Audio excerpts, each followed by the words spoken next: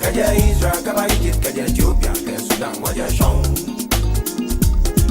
Kaja Ikushima, you know, Wani me kona me Waja Shong.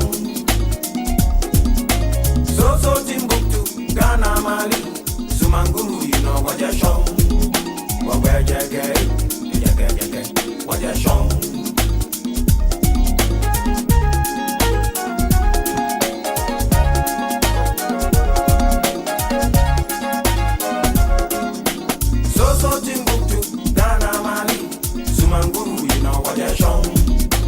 Manchester, no Sumanguru, you know, walk where you get, what you're shown. What's that to do, you know, Wamasa, you know, Yasan, you know, what you're shown. Kaja Israel, Kaba Egypt, Kaja Ethiopia, Kaja Sudan, what you're shown. Akwaka, Bachimo, one year, Afokaraja, I catch my 1 year, and when I'm fang. Akwaka, Bachimo, 1 year, Afokaraja. I catch my 1 year, I'm a young fan. I'm a Caminian Matu, I'm a Car on young Motu, I'm a Car on young Watumo. I'm a Caminian Matu, I'm a Car on young Motu, I'm a Car on young Watumo. I'm a Car on young Watumo, when not that I catch my walker or Banya. Can I change inside your mama? Can I change inside your mama? Can I change inside my mama? Can I change inside your mama? You mama.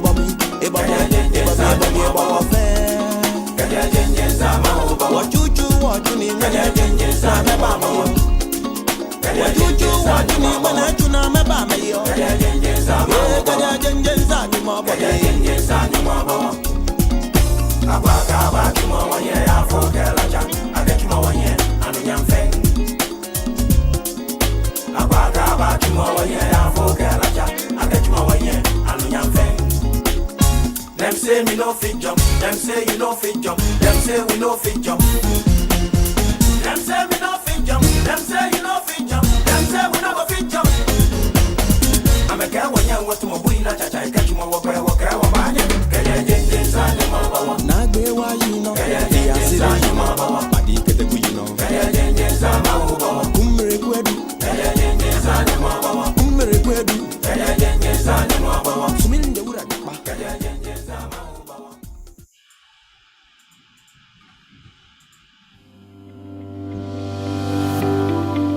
Welcome to BWF Solicitors, a trusted and experienced family law firm specializing in immigration and naturalization, as well as dispute resolution.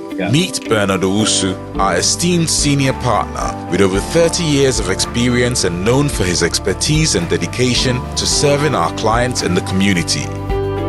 BWF Solicitors stand for integrity, respect, excellence, teamwork, diversity and inclusion, and service to the community. We provide tailored assistance across all areas of UK and Ghana law.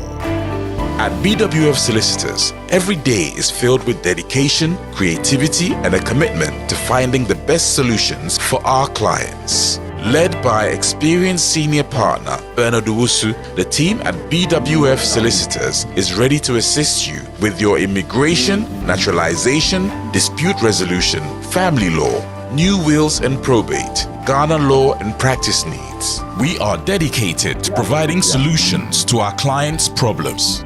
You can find us at the 4th floor, Anna House, 214-218 High Road, Seven Sisters, London, N15 4NP. Main office line 0208 493 7340 or our emergency line 07712 761 884.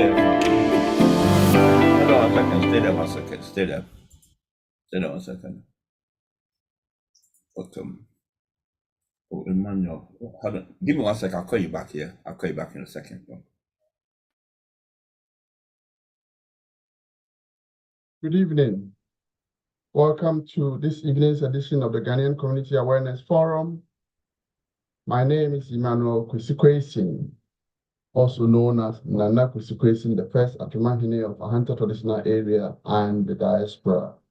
Tonight, we have an interesting topic a topic that is usually unspoken about, affecting most families, men and women, relationships. And we are privileged with us tonight to have one of our own who is experienced expert in the field of medicine and health care, volunteering time to be with us. May I just have to say that I'm sorry that we have been late. We had technical issues. So those who have been joining from start, my apologies. We don't usually delay that long. So I hope you bear with me. With technology, things happen. So please bear with me. Tonight, we have our guest speaker, who is a doctor, a medical officer, by no means an experienced one, of course. Written about him has so many accolades, but I'm going to, because of time, try and shorten it out. He's an interactive and electric physician who earned his Doctor of Neuropathic Integrative Medicine degree from Westbrook University, USA, after completing a rigorous scientific education and training in medical system that combines biomedical model of health analysis, scientific understanding, and basis of human pathologies, and also various treatment, including modalities with natural treatment modalities as well. If I were to go beyond that, I would say Dr. Egan has been invited for interviews and health talks by many different TV stations here in the UK and in Ghana, Accra, and other parts of Ghana, such as the GTV, UTV, Lifestyle TV, Kesben TV, Home Base TV, and all the other, radio stations and national media across our homeland, Ghana. He was also awarded Pan-African Health Ambassador at the Accra International Conference Center about 5 years ago and continued to do so for Ghana and mankind. In clinical practice, Dr. Egan has managed to treat and save many people laden with complex health problems, from fertility problems to sexual health, dysfunction, cardiovascular and health problems such as poor cardiac functioning, blood pressure, circulatory problems, and people with malfunctions, dysfunctions in vital organs such as liver, kidney problems, diabetes, mellitus, and stroke, brain and nervous system, and all the things that you can think of when it comes to our body.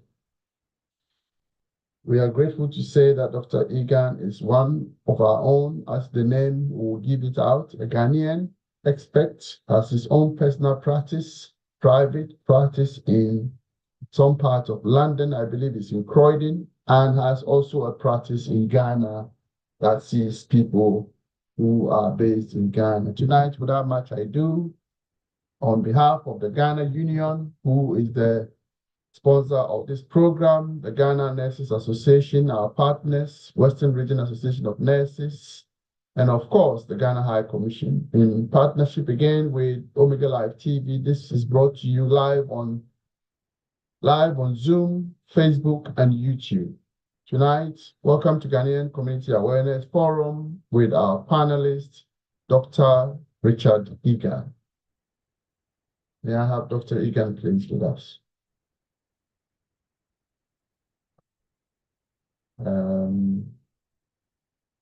Doc, you are muted and your screen is off. It's one of the technical issues we've been having. So Dr. Egan is there. Okay. I think, can you hear us, Doctor? Yes, I can hear you. You are using two gadgets. One is Okay. not showing your face. The other one. Okay. Let me turn off the other one. Right, we can see you now. You Yes, can so see me now. Okay. we can, yes. So Dr. Egan, thank you for joining the Ghanaian Community Awareness Forum. As you know, in our culture, when it comes to anything about sex, we tend to shy away from it, but it's a reality. So when we talk of sexual dysfunction, a lot of people are wondering, what are we going to talk about? But it plays a key part of our life and our relationship, and it's something we shy away from talking about it. My hope is that tonight you will give us all your very best and signpost us to what we can do when we come across some of these rather private circumstances, instead of resorting to some of the rather unrecommended approaches to being happy in relationship and or making your partner happy, or indeed even making sure you yourself you are happy with your life as a man or a woman. So your screen is not showing, but as long as we can hear your voice, I'm sure that will be fine. I will leave you to do us good tonight. You have an hour, I would say 40 minutes or so that we can allow audience to engage with you and ask questions. We are all adults on this platform, and therefore people should be open-minded and ask questions and put your questions down and speak to Dr. Egan and see how best he can help you going forward. So welcome, and my audience, this is Dr. Egan, Richard Egan, for you tonight. Take over for me, please. Thank you. Okay, hello everyone. I'm very happy to be here. And thank you, Nana Kwesi, for this, heartwarming introduction. I believe everyone is listening or hearing from me now. I don't know whether you can still see me in my face and all that, but I believe you are hearing me. I cannot see you, but I know you are a handsome man, so you can hear you. All right, thank you. Maybe before the end of the show, maybe we might be able to correct that error, a technical error. Yes, you've done everything in terms of the introduction, so I wouldn't say too much about myself. All I can say here is everything you said, in actual fact, is what is factual. I have done a lot of work in this particular area of sexual functioning and dysfunctioning as part of what I studied in my research in sex sciences, which is one of the things I studied in addition to a study I did in reproductive biology and fertility sciences. And so therefore, you are right about everything, and I'm going to give you some information that I'm going to gather, I've actually written down, and so that at least you can also take up a pen and a paper and jot a few points so that when it comes to question time, you can ask me everything you want to ask. So, sexual dysfunction is a topic. But before we go ahead with that, I think that we cannot do this without talking about sexual function in itself. So what is sexual function? By definition, sexual functioning is defined as the absence of difficulty in moving through the stages of sexual desire, arousal, and orgasm, as well as not attaining subjective satisfaction with the frequency and outcome of individual and partnered sexual behavior. So that is the definition as gathered from the studies we have done so far. It's one of the main definitions. So we mentioned a few things in there. In that definition, we talked about the stages of sexual desire, arousal, and orgasm. We'll come to this later on. These things you've heard right now are what we call the stages of sexual response cycle. So when you hear sexual response, it means that there is a time that you feel for sex and you need to respond to that natural call for duty or call of duty. So it is also a duty of us, or it's a duty for humanity to be able to fulfill, a sexual function.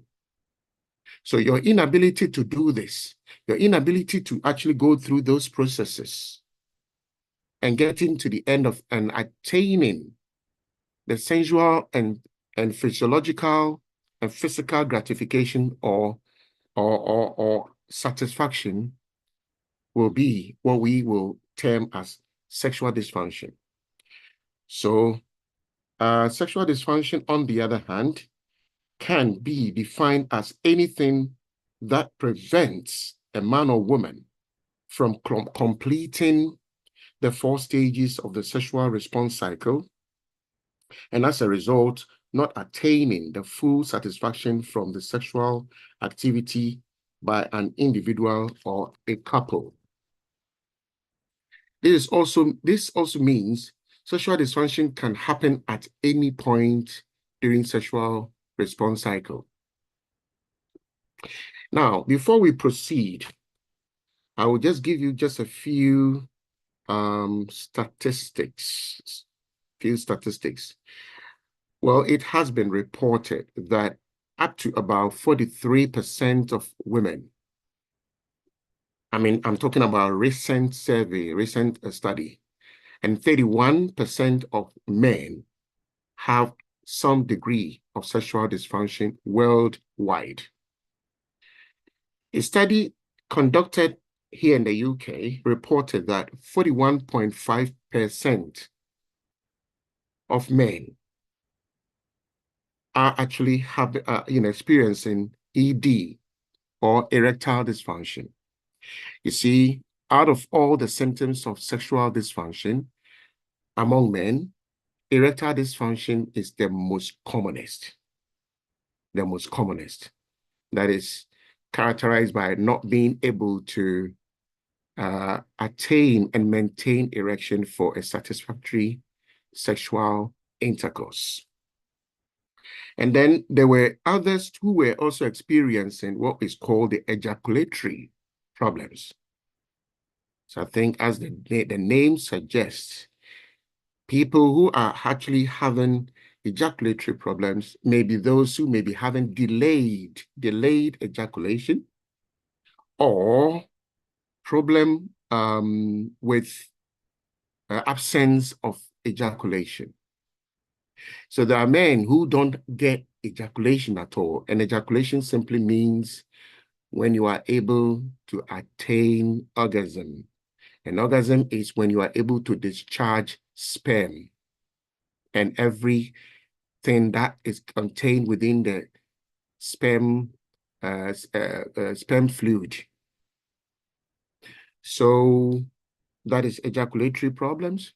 And there are men too who also go through what we call the absence, where you don't get the orgasm at all. You don't get you can't actually ejaculate anything. Nothing comes.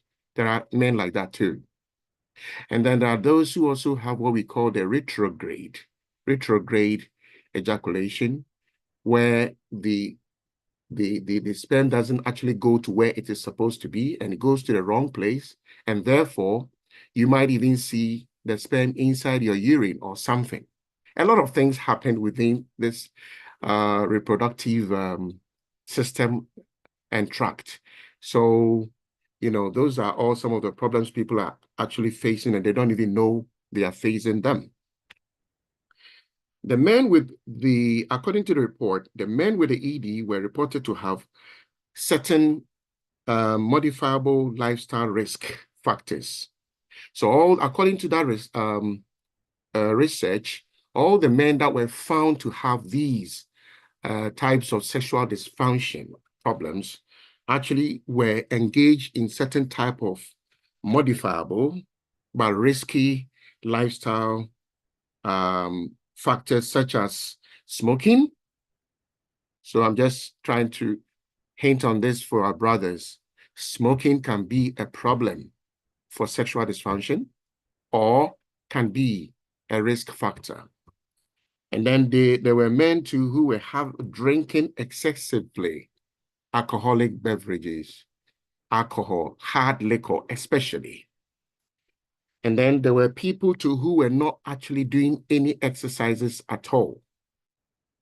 There were people too who have very, very, very, very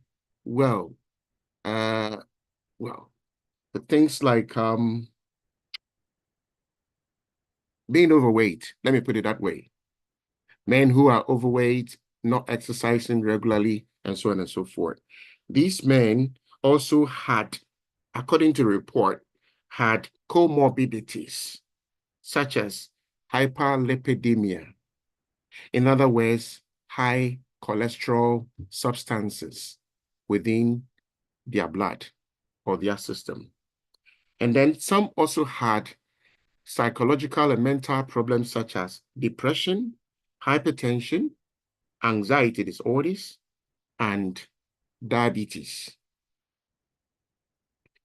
Another study that was also conducted here in the UK again also showed that women that were actually experiencing sexual dysfunction were actually experiencing the types such as having low libido or no sex drive at all. Some were also having pain during sex, which in other words is called dyspareunia,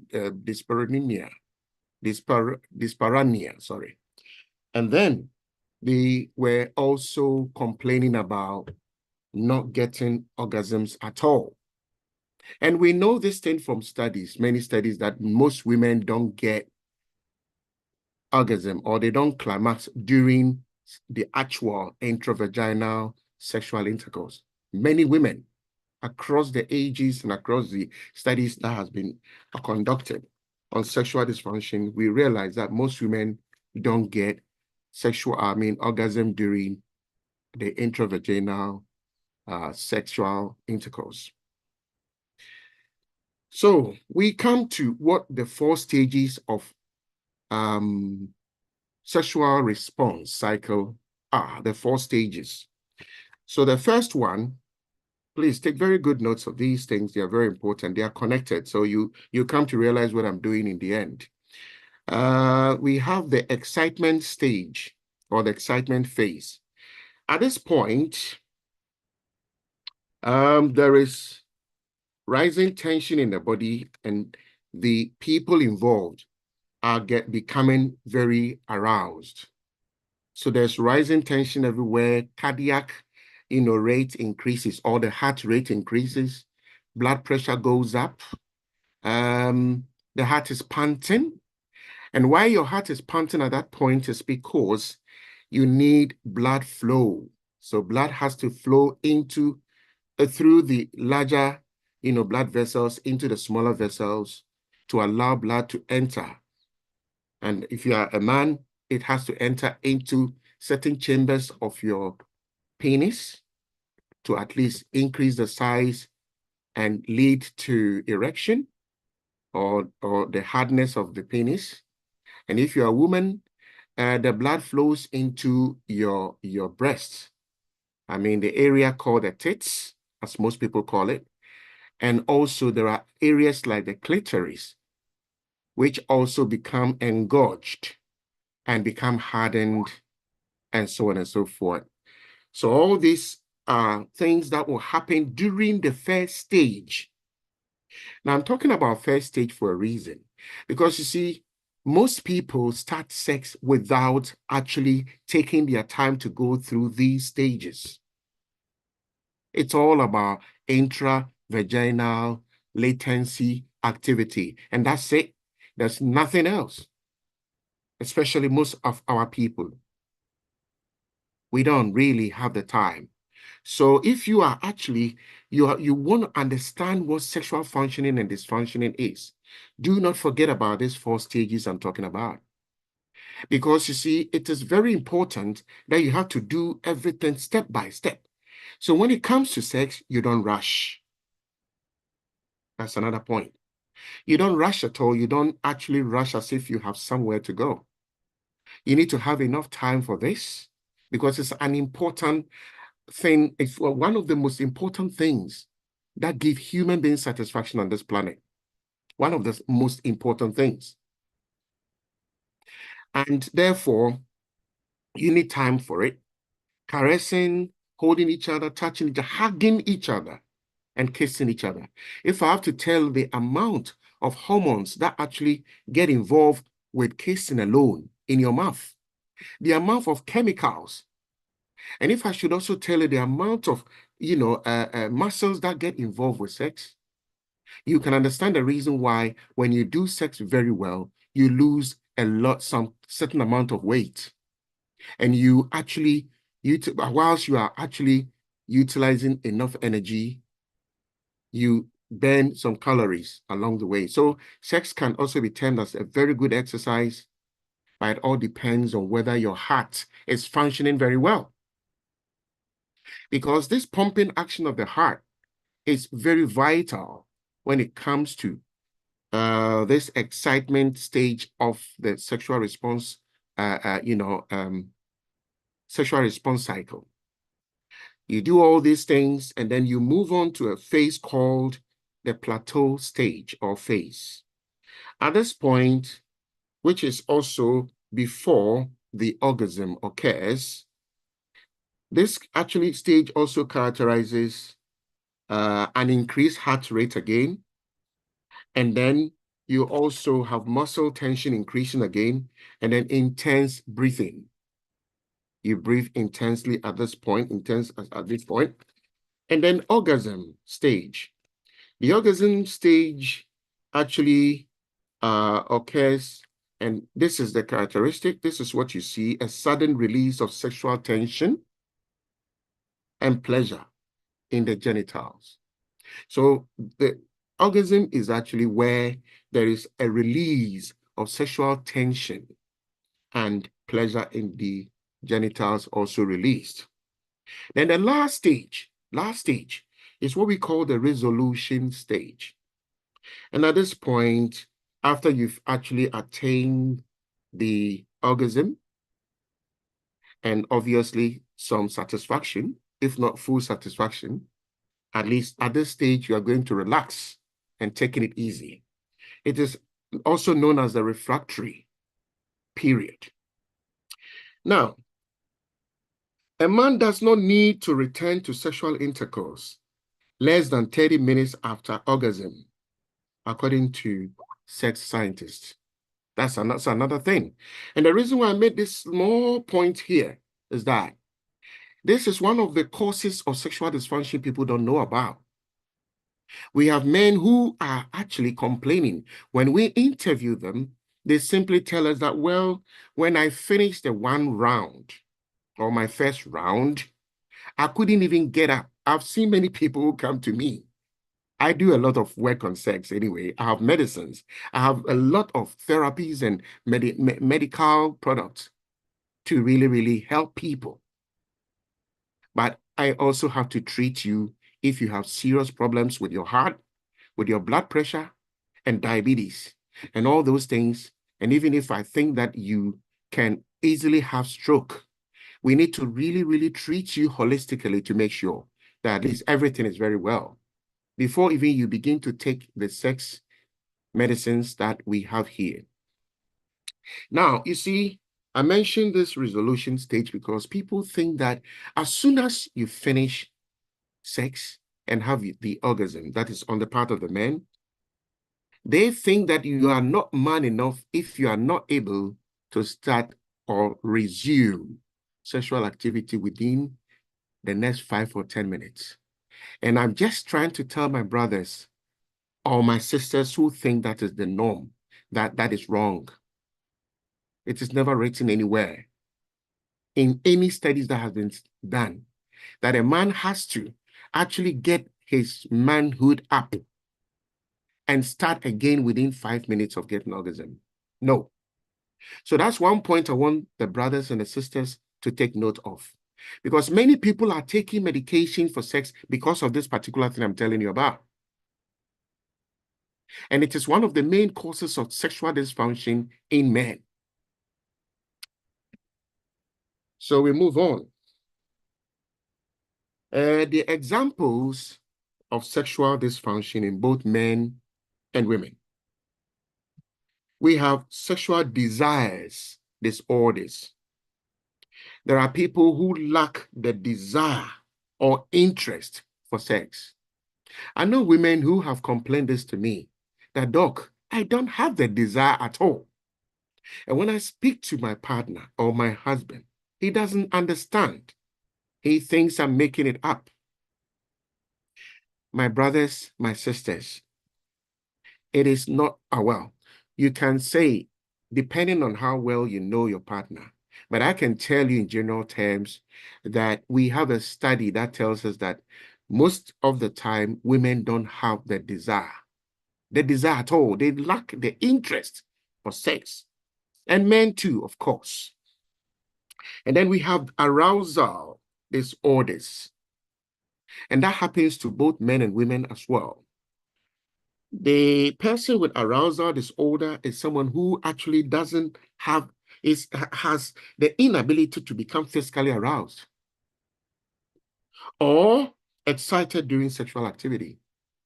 The person doesn't have any arousal. There's no excitement. There's nothing. So sometimes I've heard a guy saying, oh, my partner lies down as if, sorry to use that, well, repeating some of the things some of the people say. She lies down like a log. She doesn't even do anything. She just watch me doing everything. And in the end, that's it. I just get up and go away. In actual fact, the truth of the matter is most women, especially women, do have arousal disorders. Then we have the orgasm disorders. So with the men, we have delayed or absence of climax. Delayed or absence of climax with men. And then with women, we also have, absence of, orgasm. So with most women don't have, like I said before, they do not get or come to the climax, or they never ever attain orgasm during the course of the intravaginal sexual intercourse. It never happens at all. Then pain disorders that mostly, rest with women. Most women have pain when, especially men are thrusting their penis in their vagina. And they complain a lot. When they come to us, they complain to us that anytime we start having sex, the moment my husband enters my body, then I begin to feel severe pain. And I mentioned that word dyspareunia earlier on. That could also be as a result of hormonal problems or certain other problems or atrophy of the vagina. At some point, women experience all these things. And sometimes when the woman enters into her menopausal stage of life, they also experience a lot of pain. And menopause simply means when a woman stops having her menses. At that point, the amount of estrogen hormone in her body decreases very, very much. And it causes a lot of problems in the bodies of the women that are undergoing menopause. Now, symptoms in both men and women. So symptoms of sexual dysfunction in both men and women. With a man, we are talking about inability to achieve or maintain erection or to get the hardness in the erection or the penis for intercourse. It is a major problem for many, many men that have entered my clinic to seek help. ED, as we call it in short, is a very common thing. In actual fact, when you go to Ghana now and you do the statistics and the studies, you realize that most men, young or old, or young and old, actually are buying stuff. We know a lot of pharmaceutical medicines are being purchased, and also a lot of alcoholic beverages that claim to have this, power of, treating or have the efficacy of dealing with sexual dysfunction. They actually sell these things. In fact, nowadays, when you go to the adverts on TV, most of them are about these things. And it tells you clearly the problem our men are facing. And this is even going to get worse Because some of the things that these people claim they are using for sexual dysfunction, such as, ED, is just very, very dangerous and very outrageous to hear about. So ED is one of our biggest problems. Absence of orgasm is also another, what we call the anejaculation and delayed ejaculation, blah, blah, blah. I mentioned that before. And inability to control the timing of ejaculation, premature ejaculation. So from ED, which is erectile dysfunction, the next one that is also common is premature ejaculation. This simply means that the man cannot maintain erection over 1 or 2 minutes. Over 1 or 2 minutes. Now we're jamu, just like that. He just gives up. So that is also another serious problem that our men are facing. And then we have, with the women, we have vaginal dryness before and during intercourse, vaginal dryness. And then we have inability to relax the vaginal muscles enough to allow intercourse. That's another problem.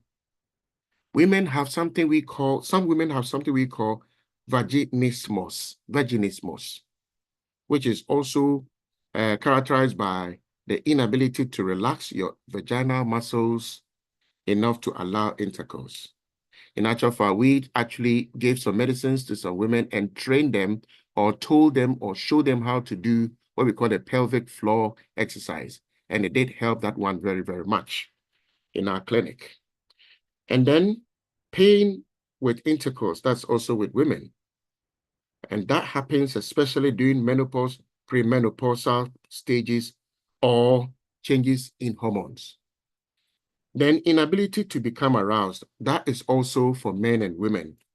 Now, the causes of sexual dysfunction in general. So the causes, we are coming to the causes. We have chronic conditions such as kidney disease, heart disease, liver disease, and diabetes. I'll repeat that point. Because you see, most people don't realize, and it pains my heart that people don't, especially our brothers, don't wait until they are checked and they are assessed by physicians like ourselves. And then they begin to buy all sorts of things. Like I said, it is so common these days in Ghana, everywhere you pass, you will find somebody who is selling something for sexual dysfunction, one of the types, and mostly the erectile ones and the premature one. Now, I want to ask whether our brothers actually know what the actual duration for sex is at all. And we will come to that. Because see, sometimes people, one of the main causes of sexual dysfunction is because of the anxiety. We'll come to that. That men actually think that they are not doing enough. Hence, going around and looking for all kinds of things. Some of the things we have seen for these so-called medicines that are dealing with ED and premature ejaculation, in fact, you will never even understand the language that is actually written, that was used, because there's nothing English in the ingredients. We don't even know what it contains, and people are buying them because they want to prove a point that they can stay on for a long time. So I am telling you today, brother and my sister, if your husband is not around, you can simply listen to this point and explain to him that if you have started experiencing sexual dysfunction in the form of erectile dysfunction or erectile weakness or premature ejaculation, or if you are not aroused or you don't feel anything at all for sex, there must be a problem. And one of those problems may be that you might have kidney disease, or you might have heart or cardiovascular disease, or cerebrovascular disease, that is blood flow into brain issues, or diabetes. And you see, people don't realize that diabetes is one of the main causes of their sexual dysfunction. One of the things that diabetes can do to you is diabetes can simply damage your nerves.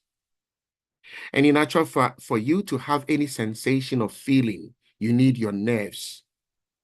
It plays an important part of your sexual functioning or dysfunctioning. And then there is a problem with your hormonal imbalances or something called the neuroendocrine problems or factors. So the hormones, some men have very low testosterone, which is one major hormone that really helps men in sexual functioning, reproductive system functioning, sperm formation, etc. And then women, the estrogen and the progesterone, which also have to be in a certain balanced way to allow the woman to function very well as a woman. So all these things can cause problems. And then we have neurological diseases such as multiple sclerosis and also something called nerve damage. That also can cause sexual dysfunction in both men and women. Then taking certain medications, you see, of us, I don't take any medication, to be honest, and I thank God for that. I don't have any blood pressure or anything, maybe because I take good care of myself, and also maybe because I'm lucky, put it that way. But those who are taking antihypertensive medications, those who are taking anti-diabetic medications, those who are taking antidepressants, and those who are taking even things like hay fever medications like certain antihistamines. And I repeat that because most people don't even know that certain types of antihistamine can actually even lead to sexual dysfunction issues. And it is for both men and women. And then we also mentioned too much intake of strong alcoholics, strong liquor. And then stress, we can't mention this without mentioning stress and anxiety. So stress and anxiety can also be another cause of your sexual dysfunction, both men and women. And then history of trauma or abuse with the women. You see, we interviewed some women some time ago in a study. We realized that most of the women that actually weren't having any interest in sex, most of them in the study were actually abused one way or the other when they were young or at some point in their lives. And that really, really impacted very negatively on their interest or enthusiasm for sex. So that's also another thing. And then cultural factors, and obviously religious factors also can play an important role. And I think you know what I'm trying to say. When it comes to religion, it has a lot to do with these things we're talking about. And we have also concerns of sexual performance. Sexual performance is also another factor. You see, there are men who always think that they are not going to perform very well, especially when they are meeting a woman for the first time. And it all comes down to the fact that people think that you should be able to have sex for 30 minutes before you can prove you are a man. And if you're a woman too, and you cannot actually perform certain, activities during the sex, you are also not good enough. Or if you're a woman and you cannot actually stay on in sex for about 30 minutes, it means you are also not very good. All these things are affecting many, many people. And then we also have issues regarding men's penis size. You see, we interviewed some people, they didn't even know what the normal penis size is and the average size and what is called micro or little penis. So people are worried about these things as well. And these are some of the lesser known causes of sexual dysfunction. The anxiety over the fact that, oh, I can't do 30 minutes or 1 hour. My question is, who actually measures the time for these people? Who actually measures the time for these people? So these are some of the causes. Boredom in relationship. Boredom in relationship is also another cause. You see, many people are in relationship for still remain in relationship for one reason or not, or the other, sorry. Maybe because of the children, maybe because of so many other little things. Because the actual love and actual connection is no more there. So there's boredom. Boredom can be caused by so many things. Boredom can even be caused by living in one place for over a long period of time, or sharing the same bedroom with the same person for over 10 years of your life. All these things are psychological stuff that needs to be dealt with. Because sometimes when you ask people about what makes you not feel like sleeping with your partner, the only thing they said is, well, I feel bored. I feel very bored. And there are some who cannot even mention the word boredom, but we find out that they are part of the problem. And then living in crowded houses can also impact negatively on your sex life. Living with parents can affect you badly, and living in apartments or places where you have very noisy and troublesome neighbors can also be another factor. And living with an incompatible partner.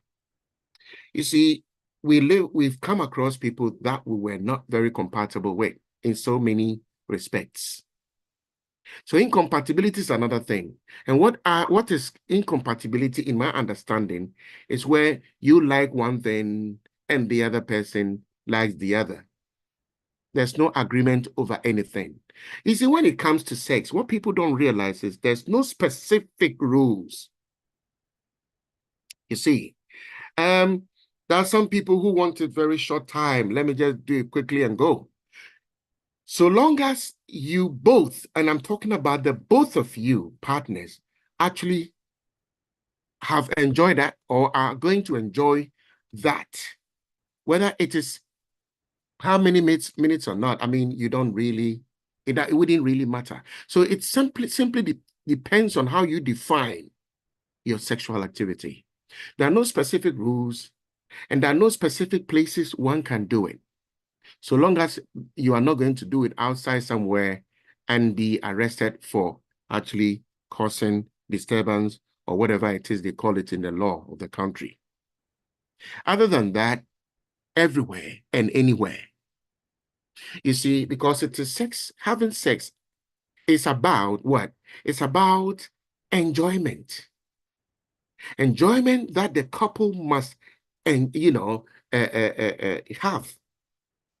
You both have to enjoy it. It doesn't have to be one-man show all the time.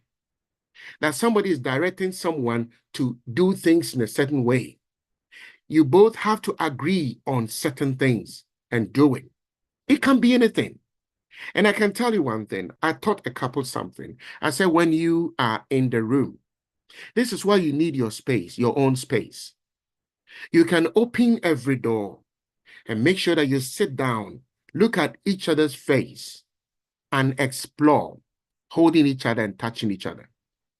Getting to know. We've come to even realize that some men don't even know where the erotic or erosonic, zones within the woman's body is. You see, men also have areas that are quite erotic. There are areas that when you touch a man, you will surely turn him on. Do we know these things? I don't think many people do. There are women too who want men to touch them.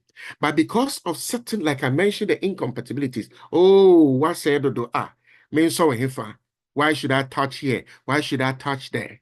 I don't have to. So then ask this man that what are your rules and how were you taught about sex? How were you taught to do it then? If you don't, the woman cannot touch certain areas in your body, then where does the excitement come from? Is it all about intravaginal sex? Is that all there is to it? Many people are not even experiencing sex in any proper way because it is all about lie down and let me do it. Oh, turn over and let me do it. Oh, just kneel over, man. Oh, do this. I like the doggy. You know I do. How about her? Have you asked her what she also likes? So there has to be communication between the two. Lack of communication can be one of the main causes of sexual dysfunction. Now, I come to this point before anybody comes in to ask me a question. You see, a study was conducted by King's College London that spoke about the penis sizes. And I have to actually come in, bring this, result here because you see, sex is not about the size of the penis. And I repeat, but it all depends on your partner. You see, some women may have actually encountered guys who, for some reason, had what we call the bigger than normal sizes. But I'll tell you this according to scientific study about what is supposed to be the normal penis size, which is the average. That every man, if you have it, please, you are not undersized. We found out that the 5.1 inches is good enough, or 6.1 inches is just everything a man needs to be able to have sex with a woman.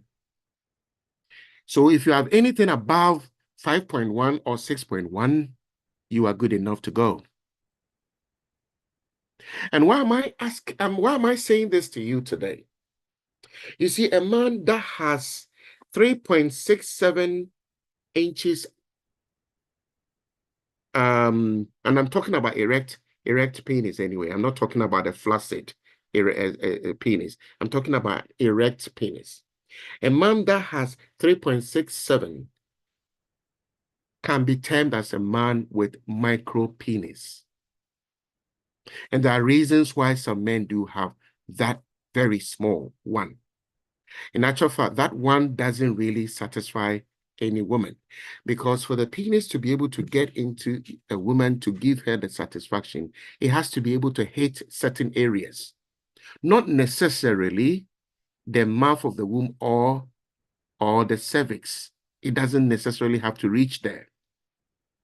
Because if you are hitting a woman's cervix all the time, what you are doing to her, and I'm talking about those who have more than the average, more than the normal, you are really going to cause a lot of problems around the cervix. I have seen cases when I'm treating fertility, and I remind you that I am also a doctor for fertility.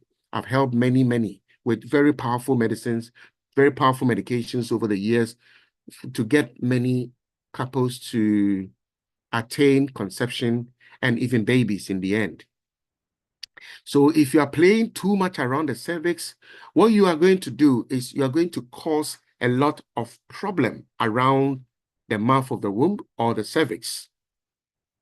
That can lead to a whole lot of things. It can even lead to infections and inflammatory diseases such as cervicitis, etc., etc. So we have seen cases where some of the women were really having serious problems with this thing I'm talking about. So you do not necessarily have to impress a woman by having a very long penis that can really hit deep into her cervix. So the men that are scared and anxious over the fact that they think that they do not have the normal or average penis sizes, I've given it to you. Today, I've given the facts to you. It's scientific. Go and get it tested or go and get it measured once again. If you don't know how to measure it, you come to me and I'll measure it for you. I think it will help very much for us to understand that you do not need to go and get anything to stretch your penis. You do not need any medicines to go and rub into your penis to get it bigger or whatever, unless if you are one of those with micro penises around the average of 3.67 inches when erect. Now, duration. You know, according to sex scientists, and a study that was conducted about 2022 or so, one of the things that were discovered was that if a man is able to have sex with a woman, and I'm talking about intravaginal sex, that is when the penis is in the vagina, 3 minutes to 7 minutes of thrusting, pumping, and enjoying is said to be adequate. 3 to 7 minutes, please. It's an important point because the reason why many people are buying medicines, many people are buying medicines that are even stronger for their heart, and some are dying as a result because they simply don't understand why they cannot go 30 minutes. And I'm telling you today, that 30 minutes thing they talk about, to us, is a myth. Unless if this person is actually taking some extraordinary drugs that is numbing the body for a very long time. But please, I will just ask you this question. Is it necessary to kill yourself for sex? My advice to you is, it's very simple. You need to entertain your wife, your partner, your girlfriend in such a way that she will be excited so that you can be able to go through the processes I mentioned. The excitement phase, the plateau phase, the arousement phase, the plateau phase, the orgasm phase, and then you go into the refractory period or resolution. Taking it easy and relax post-coital realization. You take it easy. It's not a competition. You are not in any competition with anyone. So don't kill yourself for sex. And I'm saying to our sisters too, don't do more than what is necessary for you to do. All you have to do is to start the process. Find a time to do what you have to do. Give your man enough and the very best you can give. And I simply mean that you also need to participate, holding and touching, kissing. Kissing plays an important role because you see, all you are doing, having sex, is to attain satisfaction. And satisfaction, you see, whilst you are attaining this physical and physiological satisfaction and psychological satisfaction, you are also gaining mental satisfaction. And what happens in your brain is that your body produces something called oxytocin. Oxytocin is a chemical that is, in other words, called love hormone. Love hormone. And actually, you can try this and see if anytime you have very proper sex, not the kind of sex that you are being forced into, not the kind of sex that you are not even ready to do, but you are just doing it because you want to satisfy one person, but the kind of sex that you participated and felt very good about, and the kind of sex that you can simply tell your partner, thank you very much for a good job done. And he can also say to you, saying to you, you've done a good job. How many times have you kissed your partner? How many times? I'm asking.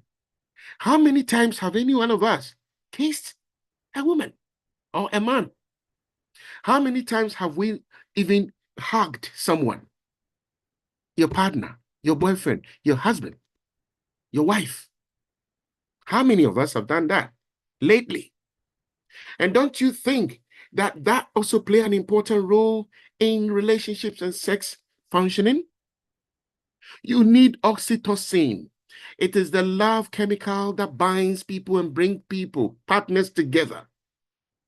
It is produced within the brain after you have really had a very good sex, a very good one. After you've gone through all the stages I've spoken to you about. Because many people have not had any good sex until they knew from me today that if you don't take your time to do sex, you are wasting your time. A woman told me once upon a time that, dog, I have never experienced what orgasm is in my life, in my entire life. How old was she? She was 35 years. And she's never actually had it. When some of us have been able to actually make certain people squirt. And you know what squirt means? Very simple. There was a time somebody said, oh, I was able to just have sex with my partner, and she even started, urinating. Well, I'm very sorry. Squirting sometimes looks like urinating, except that it's a slightly a different substance that comes out. And if you are a man that can make a woman squirt, if you're a man that can make a woman actually have orgasm during intravaginal sex, then you are really, really, really good. Not powerful because you are a macho man, not powerful because you think you are fit, but very skillful because you have taken your time to study. You see, if we know the importance of sex, we will take our time to study. And don't feel shy about it. That's the cultural aspect of putting people down. The cultural factor that actually causes many people to think, oh, you people, they want to say, Papa, that cultural aspect. When someone is talking about sex, we're saying spoiled. But it is something that many, many people enjoy secretly and love to talk about. Ladies and gentlemen, the duration is actually the normal. We say that the person has actually done an adequate job when the person has actually done sex from 3 minutes to 7 minutes. And then 7 minutes to 13 minutes is called desirable. Desirable. And then 1 to 2 minutes is called, I think you know what I'm going to say, too short. So if you're a man and you can't go even beyond 3, then you are in trouble. Oh, you are in trouble. Sexual dysfunction is there. So that's a problem. Too short. And then from 10 minutes to 30 minutes, the so-called 30 minutes people, we say it is too long and probably abnormal. You know this today from me. I have told you, and I am a big authority in this field. I have gone deep, up and down, from every area of this particular subject. And I know what I'm talking about because we speak as scientists and also we speak among ourselves, we study among ourselves, and we always go with what everybody else is saying among ourselves. And among ourselves as scientists, this is the conclusion we have come to. So therefore, if you think that 30 minutes is the norm, then I am telling you today that don't waste your time unless if you are going under 3 minutes. Unless if you are going under 3 minutes, unless if you are one of those that will put it into the vagina and within few seconds, everything drops and you are done. You don't even go through any processes. You are just done within 1 minute. Then you have a problem. If you're a woman and you are also going through libido problems, sex drive, or you are having dryness, that is causing you to have a lot of pain during sex. If you're a woman and you don't think that sex is necessary, as we have heard some women saying, then all these things needs to be resolved. Because you know what? Sometimes people don't realize how important sex is. Apart from getting this oxytocin, that actually brings a lot of happiness. In fact, a day that you have sex, especially in the morning, before you go to work, just see how you feel. The feeling you get, if you have actually done it properly and enjoyed it properly, and you attain satisfaction, see what happens in your brain. it feels so good. Oxytocin is just flowing.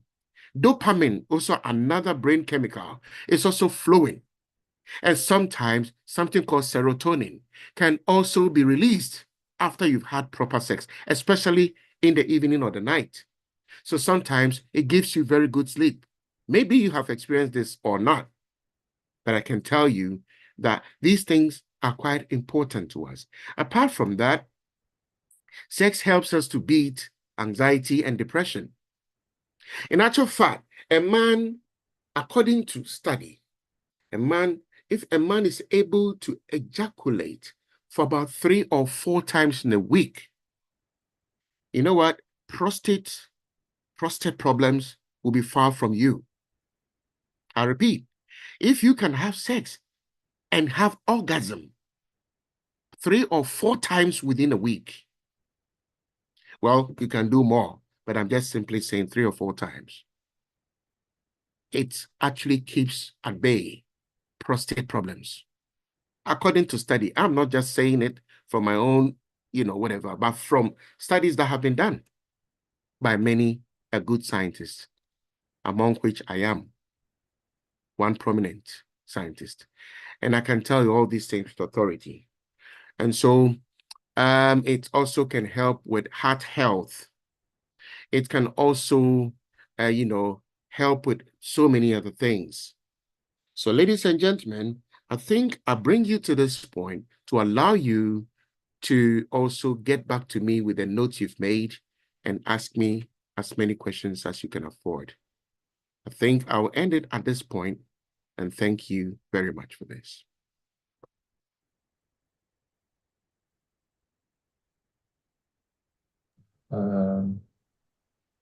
That is Dr. Egan.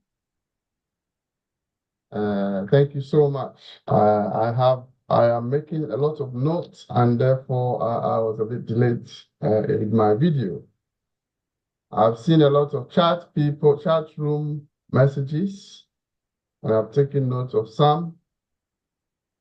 Please, now is your time to please get yourself a cup of water or whatever, tea, and we'll come back to you. And my team will give us a few jingle because I have a few questions that I need to ask Doctor. Please, as I said earlier, this is a forum that is important to all of us because our culture has made it such that, and religion has made it such that a lot of what Doctor has said is the reason why a lot of these things may be happening. And I want you to put all those cultural bit aside, put the religious decree and declare and casting demons aside, and come back with questions that you know. You don't want to show your face or whatever, I don't have to. We are adults here. We need to talk about this.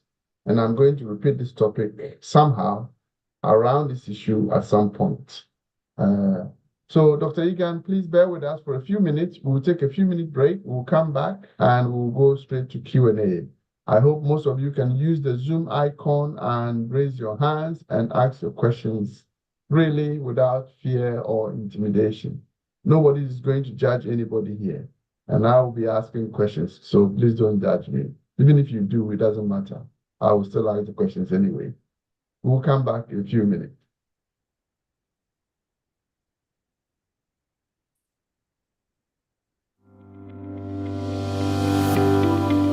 Welcome to BWF Solicitors, a trusted and experienced family law firm specializing in immigration and naturalization, as well as dispute resolution.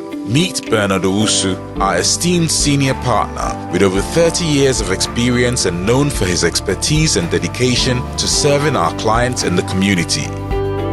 BWF Solicitors stand for integrity, respect, excellence, teamwork, diversity and inclusion, and service to the community. We provide tailored assistance across all areas of UK and Ghana law.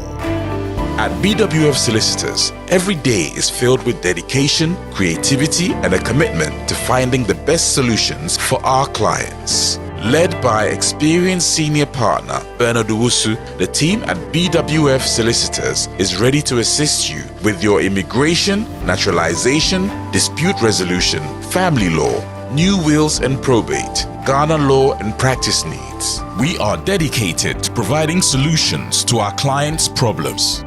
You can find us at the 4th floor, Anna House, 214 to 218 High Road, Seven Sisters, London, N15 4NP. Main office line 0208 493 7340 or our emergency line 07712 761 884.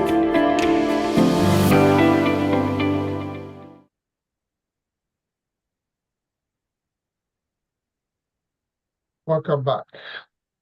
And welcome back. And thank you to my audience who have stayed through with me. So this time, Dr. Egan has presented, giving us a lot of information. We are now at Q&A. Please feel free and be at liberty to raise your hands and we'll call you and you can ask a question. And we want this to be a conversation among us as a community.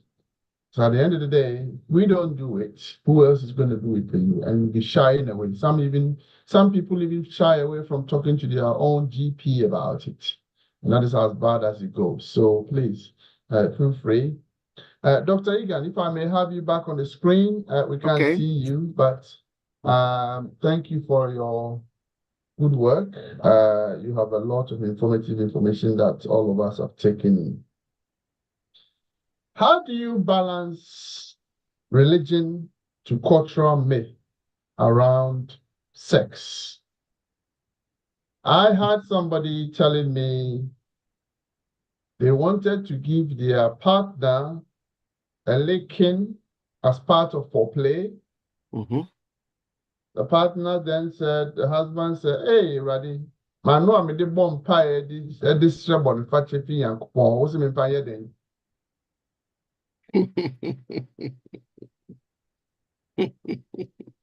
And from that moment, it killed her appetite for even asking.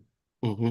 Without realizing, the man never realized that that is one thing that he could do for her to also get her to the point. Mm-hmm. But because of the bomb pie, a country, the Boniface, this I don't know the on fire. How do you balance a situation like that if you are confronted with it? Okay. That is number one. Number two, which positions should it be good for both to enjoy?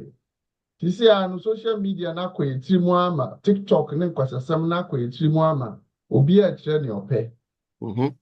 In a normal sexual, as you said, from 3 to 7 minutes, obi see the marriage bed undefiled. In a normal 3 to 7 minutes, as you probably recommended from medical perspective, is there any other positions that you believe helps each of them to get to that point? Okay. Because there are some people who believe that they must always be in charge. The man is ready and he doesn't care what he's doing. All he wants is satisfaction. Exactly. No, what that. No, I trim cross but trim cross to 100 degrees. And then you the woman, somebody put a chat room there, they leave the woman hanging. Can you give us a bit of ideas here? Okay, there are two questions. Others who have raised their hand, please. Okay. There are two questions. Just 1 minute. Let me just put a cord to my computer. I think the battery is running out. So let me connect it quickly. Well, the answer to the question, the first one, this is why the education we are doing is very, very important. Because you see, the religious people were also taught in a certain way.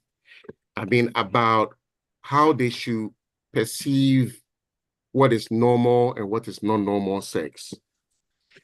In this technological and biological age, I mean, we also know that things are a bit different. You see, I said something along the lines that when it comes to sex, there are no specific rules. That is from our perspective. And when I say our perspective, I'm talking about the biologists or the scientists that actually think or are more concerned about satisfaction. You see, ours is about satisfaction and nothing more than that. I don't know about their perspective, what they also have. I can't condemn it. Maybe it is, you see, that for some people, sex was made for us to have children. For some people, copulation after marriage, the next one is let's just have sex and increase the populations, or try to just have a child because you have married. So people come from different perspectives. People come from different directions. So sometimes we don't condemn them as we don't expect them to condemn us. But one thing about us is, and I know that many people who engage in sexual activity actually do so because they want to have satisfaction. They want to be happy. And I can tell you that sometimes sex can even bring peace at home because it binds people. I mentioned some chemicals. You see, human beings are controlled by chemicals, mostly, apart from the spiritual aspect. We are controlled. So once I have had proper sex in the night, in a very serene, a harmonious place, you see, you don't just do sex anywhere. In a council place in Britain where everybody's knocking on everybody's ceiling and walls. Unfortunately, many people are not able to do sex because the neighbors are giving them trouble. You see, we do a lot of studies. We have listened to many people over the years, and we know that even the place you live can be a problem for your sexual life, for your sex life. So sex is about satisfaction. I don't know about how the religious people see it, but ours is about satisfaction. We preach about getting satisfaction, finishing sex and feeling that you have a flow of oxytocin into your brains. You have dopamine, which gives you happiness. You have serotonin that can relax the body and give you good night's sleep. This is what we are about. That is what we believe in as biologists and as scientists. We are not very much into whether somebody, whether the prescription, any specific prescription for people to do sex in a certain way. No, there's no such things. There are no rules. You do it and you do it anyhow that the both of you will enjoy. So what I'm saying is it is not about one person, but it is about the two of you. So the second point is wherever you do it, baby, provided that you see, there's a certain area people talk about G-spot, and there's a G-spot which it's a spot within a woman's vagina that a scientist, one of the researchers, discovered, and she named it G-spot. And is it any specific spot apart from being somewhere around the structures around the clitoris? So sometimes you can't hit it if you don't know, if you're not skillful enough to hit it. Because once you hit the G-spot, most women may squirt, or they may have orgasm, if you know how. Sex is not just about having a big penis or a strong erection alone. It's about the skill. Uye wina or ye woman ne da. So una wukita 6 inches and now 5 inches. Uye man ne da. She will want to have it more. So it's not about, oh, medium cut so pa meeting me yama debi that was soon. Ne soon tin no yes sex no. So obey soon. Is it about crying? No. It's about being happy. And how do you make her happy and make yourself happy in the process? It's not about coercion. It's not about forcing. It's not about pushing. It's about asking, communicating and asking. And today na me yewa ebema ohuaba because also home mada. Also, oh, found Sasha. With the me honor found Sasha ho. Men president then with the fat at no hair. Me clitoris now, finding them no honor na radie. Ube say, Ube hated G spot no straight. So it's not about hating and going deep into the cervix and someone who said, we a bema. It's about letting her also feel, say, well, to me, I there any satisfaction. And also when your satisfaction in the process. So positions, the two of you must decide on that. Wow. It is a pastor be feel say, nano a call basia. No, sabe, we are at the own now of no yankupon kakasa. And say, no, who now to choose here. You are ready to go and talk to your God. And you know that Yankupon kasa why is hard the kasa me ho. Into sometimes some of these old fables and myths, not they are ye kakra because obi happy. One will be happy into ye ho a ye kakra, ma ye who say at least we so enjoy. And so say yet to say the ascent won't get in kitty be. Oh, we was said oh media say. Meanwhile, no person we are not catching say butuana me yan intentem. Now yan intentem no. What about her? Is she enjoying it? As you are doing it in tentem no. Inti I was say ye to your bossy. Say ye to your bossy. So a problem, no food say problem no. It's such that one yen in tentema ube eating who be because we want more erection erectile dysfunction. And that erectile dysfunction, onya kitu be a jacka crabby more person or body tentem na hotel. Iti so no food so erection problem please seek help because and from no because we have come across many people that are suffering from kidney diseases as a result of concoctions. I would do maybe I'll even use organic medicines myself, but I also use organic medicines testing, take it through clinical studies. Making sure so we know what is in them pharmacologically and every other way. We understand what they do, the pharmacodynamics, everything about that medicine. Not just going to get some concoction. We can't even explain to people what exactly is in there. I'm sorry, I'm not talking against herbal medicine at all, because it can be very good. Plant medicine can be has been the source of many medicines we have today, but it has to be taken through certain processes. It's balance some of these things. Say, unbelievable, because you don't know anything about sex. Now, we are software. You can come to some of us. We can teach you, because sanya TBR the woye ne enye boni na woye. Boni a obey ne se wo force obi na ne nada. Boni a obey ne se nipa no eni ho na wo force no. That aspect in the but send ni je ho masa baby obebutu bia no. Say your kitchen cry baby no betwe it is about excitement. You know I spoke about excitement. Arousal. Ade turn on. Ade turn on. Ade turn on so on. Have you asked her? What be Sanada? Has she also asked you?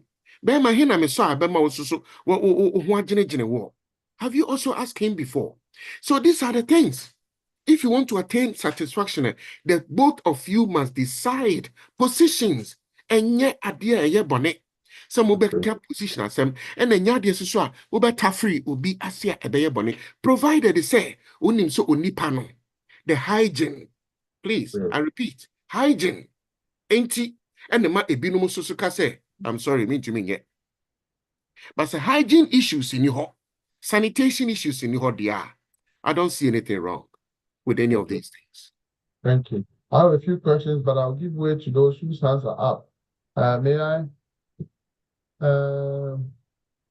I call somebody said a doctor gave a lecture on it, and I'll come to the chat too. Alpha D, I will let you talk, and then I'll come to Comfort Sego and Jim. Alpha D, you can unmute yourself, please. Good evening. My name is Alfonso Stormapur. Thanks for the talk. It's something that I think should be spoken about more, especially in churches. As a Christian, I think it's something that the first to understand about these things is either you go and hide away and do some secret sinning, or you get married and somebody tells you, oh, but this is what you're supposed to do, which I think gone are those days because of internet and stuff. However, my key point that I would like to raise, being a cancer survivor myself, is a prostate cancer, because this is another aspect which, depending on which kind of treatment you have, you can actually go through erectile dysfunction, especially if you've got hormone treatment or hormone treatment or a complete prostatectomy. I joined late, so I can't say whether you discussed it or not. But I think it's something that I think we should also talk about. Maybe it's another session. I do not know. But in saying that, there are various aspects where one's, which I'm finding out for myself, is where the testosterone, as you grow older, also reduces. And this also can lead to a lack of sexual drive and desire. In men, it's called, I think, androgenesis, and in women, you have menopause, where the sexual drive hormone tends to reduce and cause all sorts of funny things going on in your body, from muscle turning into man boobs and erectile dysfunction and a whole lot of stuff. And I'm saying this because I also want to get the word out there. I'm not shying down because I'm a Christian or I go to this church or that church, or because I'm a rocket scientist or whatever. It's beside the point. Human beings are human beings, and we need basic human things to get by, desires and all the rest of those satisfied. And so thank you for educating us on average sizes, lengths of times, etc., etc. Because then, I mean, even there are other pastors who were kind enough and good enough before they died to release information like this. However, it's not like let's talk about sex, baby. Let's talk about you and me. Let's talk about all the good things and the bad things, blah blah blah blah. We just don't talk about it at all. I mean, it's some side chick or some garden or some sugar daddy or something. You open your legs, he gives you this and he gives you. I mean, it's all done in a sort of negative way, and we should start talking about these things in a positive educational way, in which you're doing now. So thank you for that. So I was just adding, as I said, prostate cancer to the mix. I know several people who have died of it, who are actually younger than me, and some of them older than me, and some of them who have not done anything about it, and haven't realized that part of their issue was actually sexual in nature, their prostate. Yeah. Thank you. I just add that to the mix. Thanks. Yes, thank you. It's very useful you've mentioned that, because a lot of people have gone through that, and as a result, it's obviously impacted on their ability to even do much as a husband or partner or wherever. So it's good that you mentioned it, Doctor. Adding to what my brother just said, Doctor, there are some women too, and with all respect in quote, that say from day one to some age, no amount of effort will get them to any level. Yeah. Now, chapel, you go to church, marry before you anything else, and then your face after your wedding says, I'm way. They say, why for decades. And you say, I would get 2.4 inches now, wooden and how do you deal with a situation like that? So I want you to match the issue of prostate cancer and all the treatment that lowers your ability to do much to those who don't have any of that, but they have now faced with a situation where there is nothing they can do to please their partner. Okay. Okay, thank you. It could be the other way around. It could also be a man who has gone around and messed up so much that no amount of effort from a woman is good enough. That's true. I mean, thank you for the opportunity again, once again. You see, I actually mentioned the testosterone when that decreases. And of course, as we grow, the testosterone at some point will start going down, decreasing in volume. So that's also an important point to mention regarding sexual dysfunction or functioning. Prostate cancer or prostatitis or benign prostatic hyperplasia. Any of these things can actually impact negatively on your sexual functioning. In actual fact, prostate cancer is the extreme, but the BPH or the benign prostatic hyperplasia, that one, you haven't had a cancer. The reason why it is called benign is simply because it is non-cancerous, but the prostate has actually grown slightly bigger or bigger. That can impact negatively on your sex function because the structures, the place the prostate is placed is just in an area where a whole lot of reproductive function, functional systems actually are placed. So sometimes it might not directly affect the sexual function, but because the prostate is placed around the ureter, it's around the seminal vesicles, which also stores the sperms and whatnot, and a whole lot of other structures. Of course, any problem that the prostate experiences actually can lead to sexual dysfunction one way or the other. And then prostatectomy, which is the removal or the reduction of the prostate as a result of a cancer taking over the prostate.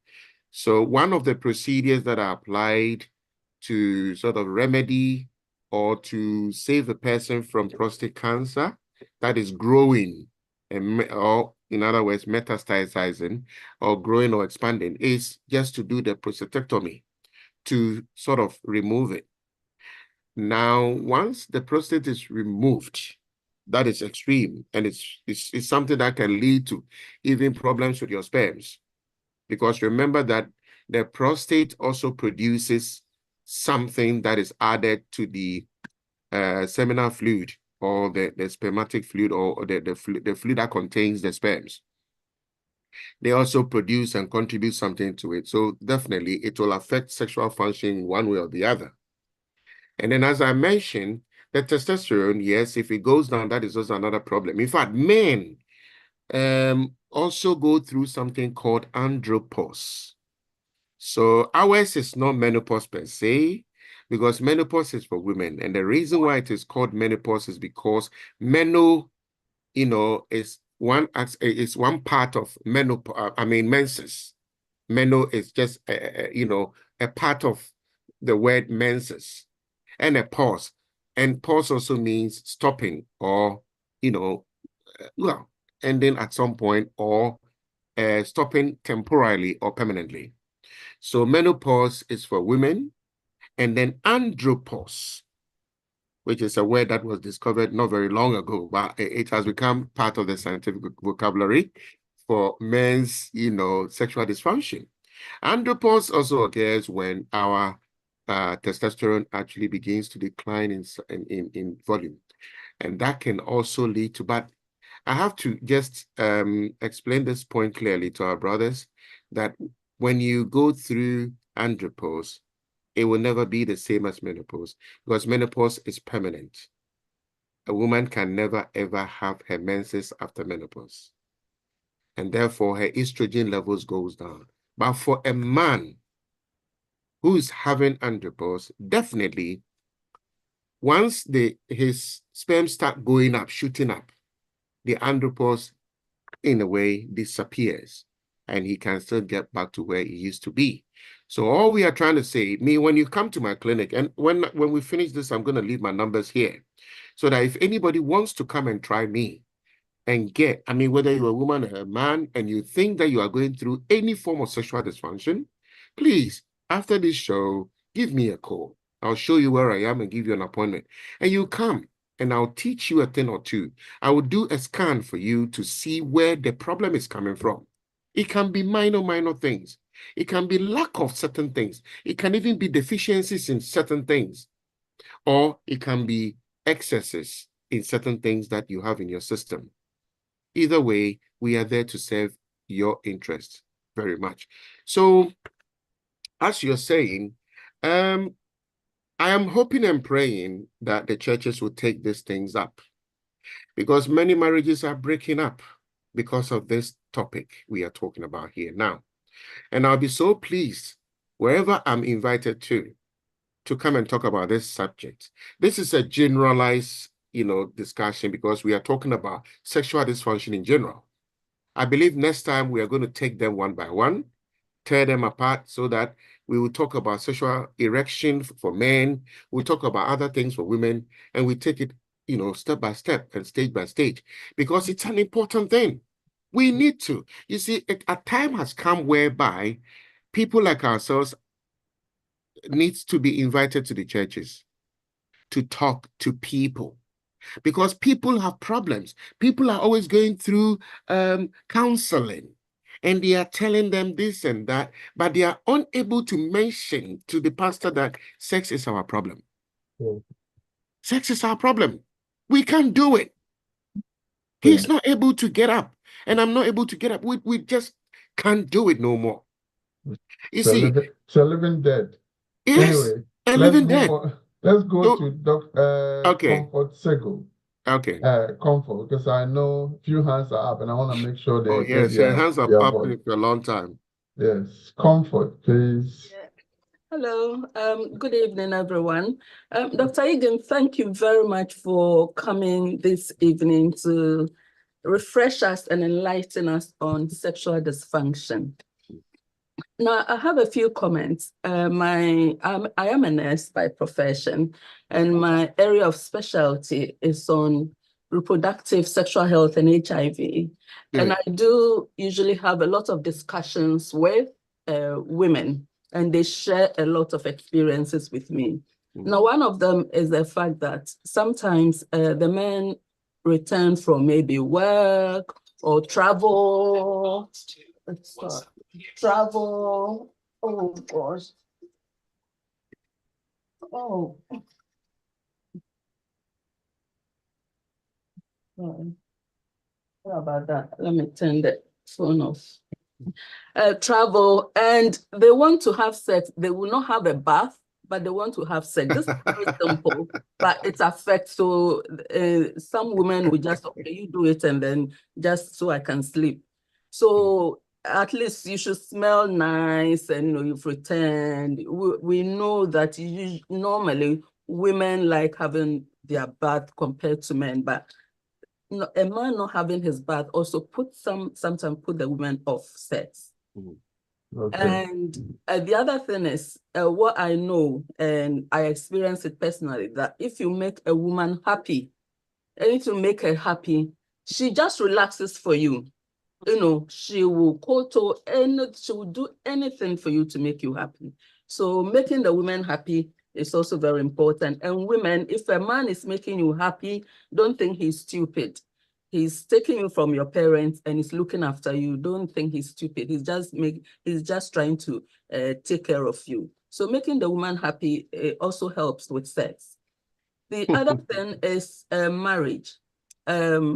I know that what you said about marriage and some people, religions not allowing oral sex and so on. As far as I'm concerned, as a Christian, the Bible makes it clear that the marriage bed is undefiled, meaning that as married couples and in bed, you can do whatever you want with your bodies. Remember, we die and leave our bodies on earth. It doesn't go with us. And so long as you are married, I don't see why you should feel guilty about it. The other thing I want to touch on is oxytocin, which you rightly mentioned. For the women, especially those who have breastfed before or who are still breastfeeding, anytime you have a lot of milk flowing, remember that anytime you see your baby, without just hearing the baby or seeing the baby, you feel so happy and your milk just flows. It's oxytocin doing its work. So if for the women, especially for those who wish to continue breastfeeding, if you are not happy, the prolactin will do its work, but oxytocin cannot work and the breast milk will not flow. So take that, it's very important. Very the other thing which a woman has also mentioned is that she's finding it difficult to tell the partner because she's not sure whether he enjoys doing that. But during sex, he will put his finger in her ear and that takes away the sensation. So she doesn't experience. So I don't know why. I said she should try and bring it up with him. Putting the remember the ear is a sensory organ. So blocking it, putting your hand in means you are blocking the senses, the sensory, and so the senses and so on. So it's not worth it putting your hand in the ear. Look for a better place like the nipple or something to touch. The other one is the clitoris. The clitoris, some people think it's just that small bit you see. But doctor, if you can tell them the structure, but it's not that small bit. And therefore, the way it looks and so on, and during sex, how they can hit it or rub against it for the woman to enjoy sex will also help. It's very good. Last one is hormone replacement therapy for the menopausal women. As you rightly said, after menopause, some women, due to the low level of estrogen, lose interest in sex. But I also know that some women have had their sex drive revived by taking hormone replacement therapy. For those I would have come to it, eligible. So if you can also throw some light on it, the women are happy, their husbands are happy because the woman is now smiling like they used to and so on. So if you can throw some light on hormone replacement therapy. Thank you very much. Thank you very much. Thank you. And for comfort, I will continue to make sure I get hold of you in my next forum. You have a lot of knowledge to offer and we are grateful. Now, doctor, if you can react to this point that she has raised from professional background, and I know her very well. She's a professional, so she knows what she's talking about. Yeah. It'd be good for you to highlight some of the things she's talking about. Yeah. I mean, the point is raised, she said it all. And it is an addition, a very good addition to what I've said so far. And I'll just hit on the area of the hormonal, therapy for women who have actually gone into their menopause or postmenopausal women, as we call them. Yes, you see, they also deserve to have sex. It is for everyone. You can enjoy sex even till the last breath of your body goes out. So long as you are healthy, you are fit, and your heart can actually help you to function sexually, you can enjoy till the last minute of your life. So they must also continue to enjoy sex even after they have actually gone into menopause. And she has rightly said, Auntie Comfort have rightly said that. I mean, she's given it all. That when we have that therapy there, so we want our women to know what Auntie Comfort mentioned, that if you have gone into menopause, you see, these days, it's not even the menopause that is worrying our women, alone. It is actually perimenopause. Perimenopause is a period where you actually begin to experience the menopause symptoms, the menopausal symptoms, even before you get to the time where you completely become, lose your menses, and also this thing completely, estrogen begins to decline completely. So Perimenopause is worrying many, many women. And it starts very early these days. I mean, I can tell you that some women even start, some form of menopause that we call the perimenopause from the age of, in their 30s. Let me put it that way. You see, so some of them are already, even though they still can have menses, monthly or in a very disorganized way, on and off way, and they have not actually entered into the menopause itself. Some of them are still experiencing some form of menopause where they are having most of the symptoms, if not all. So therefore, menopause, it actually comes to, just like Christmas coming early for some people. Menopause actually come early for some people than they realize. So we have treatment for that. She mentioned the hormonal therapy. In my clinic, because I deal with sex stuff, in actual fact, if you have problem, and we realize that it's not the complete, complete, like taking everything reproductive from your system and all your reproductive systems are intact. We have medicines that we can give you that can turn you on. I have medicines that can even turn a woman that has never ever enjoyed sex on. By giving you that thing, you will jump up like an antelope upon your man. We have stuff. And the hormone replacement is also there for the menopause women who have actually gone through that menopause in any form. So yes. Number two, the body. You see, I mentioned sanitation and hygiene. I think you heard me before. And that plays an important role because I will never, ever enjoy a woman that has actually sent bad odor all over her body. I'm sorry. I can't, no matter how beautiful she is. I can never enjoy a woman that will come to me with a scent of garlic or onion in the mouth. Neither would I want to do the same to a woman with some real horrible scent in my mouth. I mean, how can I kiss a woman with that kind of scent in my mouth? Or you just came from town or from work, and as soon as you got in, oh, oh, wanya and sakakregu. So these two things, have certain type of scent or odors that in itself can even put a woman off. So I think that what she mentioned, she was right. You cannot actually force or try to tell your woman to just get into bed with you when you have just entered in the house with body of very bad odor and all that. In fact, I don't think I would accept this from a woman. I don't think any woman should accept it from a man. It's wrong. You see, biologically, there's something that is there, but let me see if I can remember that name. Pheromones. There are some chemicals that, you see, when somebody is coming from afar and you really, really want to get turned on, to have sex with the person, you begin to smell that thing first. But I'm not talking about that bad odor. When you bath, you can still have that scent on. It is something that the body exudes. It brings that thing out, even before we even realize. It's not something you can see. But it is there. The moment you feel that pheromones, in fact, we know that even in the lives of lower animals like the bees and whatnot, they smell pheromones far away from distances before they even start mating. Human beings also do that.